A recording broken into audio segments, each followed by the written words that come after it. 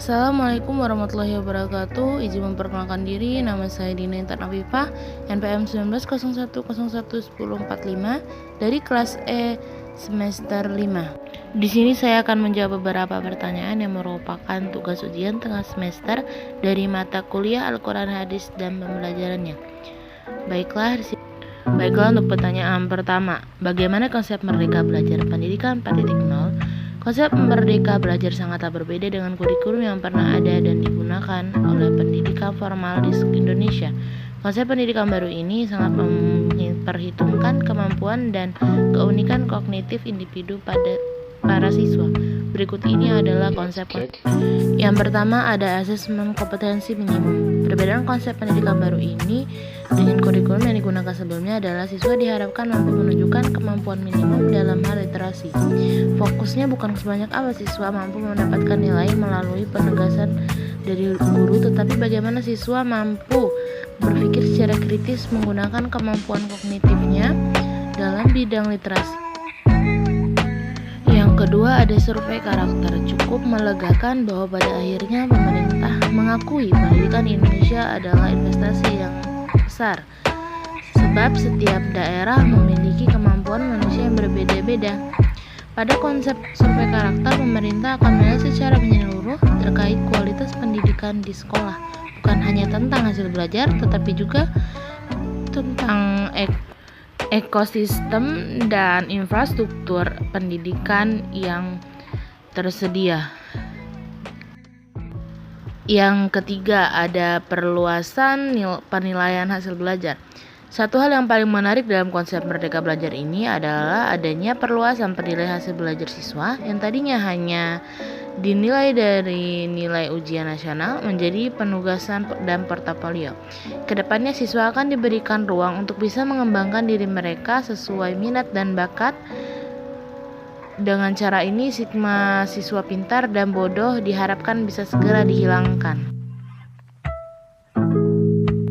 Yang keempat, pemerataan kualitas pendidikan hingga 3T.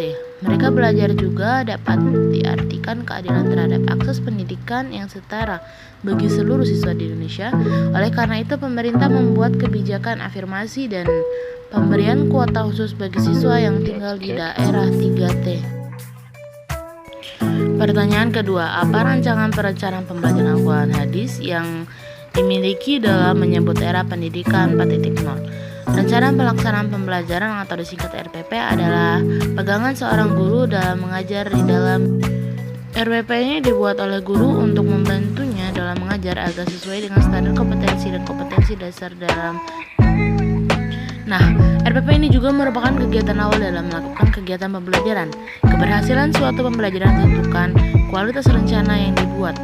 Inilah sebabnya penyusunan RPP ini sangat penting bagi pendidik. Pendidik menjabarkan dan mengembangkan kompetensi dasar ke dalam indikator pencapaian kompetensi serta tujuan belajar. Pertanyaan ketiga, bagaimana strategi pembelajaran Al-Quran Hadis dan pembelajarannya dalam menghadapi tantangan era pendidikan 4.0? Strategi belajar mengajar merupakan suatu langkah pengorganisasian komponen-komponen pembelajaran yang dilakukan dalam rangka pencapaian tujuan pembelajaran. Kita harus bisa memanfaatkan teknologi untuk menghadapi tantangan era pendidikan 4.0. Guru memberikan peran penting dalam pendidikan di era revolusi industri. Ada 3 hal yang penting harus dilakukan guru, yaitu menyiapkan siswa untuk mampu menciptakan pekerjaan yang saat itu belum ada. Yang kedua, menyiapkan siswa untuk menyelesaikan masalah yang belum ada. Dan yang ketiga, menyiapkan siswa untuk mampu menggunakan teknologi. Pertanyaan keempat, bagaimana pengembangan media pembelajaran Al-Quran Hadis dan pembelajarannya yang sesuai dengan era pendidikan 4.0? Banyaknya perubahan mengenai cara pandang tentang pendidikan. Berkembangnya teknologi informasi disebut berdampak pada proses pendidikan. Banyaknya sumber pengetahuan akan memunculkan metode pembelajaran yang baru guna memenuhi kebutuhan fasilitas yang digunakan dalam hal pembelajaran.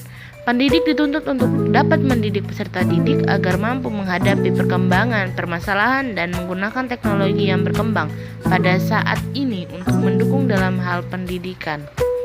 Ada beberapa media pembelajaran yang dapat digunakan di masa pandemi seperti sekarang yang berbasis online seperti e-learning, email, media sosial. sosial, ada juga web seperti yang kita lakukan sekarang ya, itu seperti LMS, terus menggunakan aplikasi Zoom, Google Meet, Google Classroom, dan masih banyak lagi.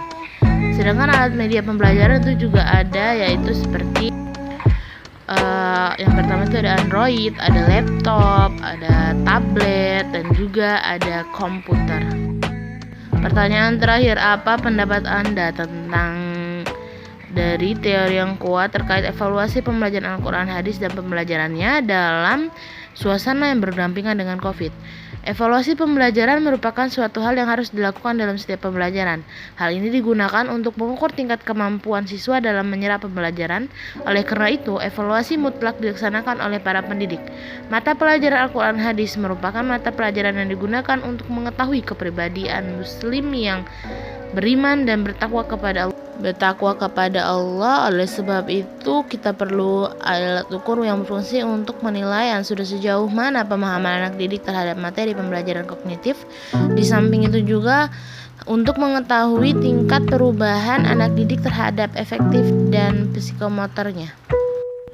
Namun dengan mewabahnya virus corona COVID-19 di awal tahun 2020 telah menciptakan kebutuhan khusus dalam proses pembelajaran dan perlunya menjaga jarak dalam interaksi social distancing.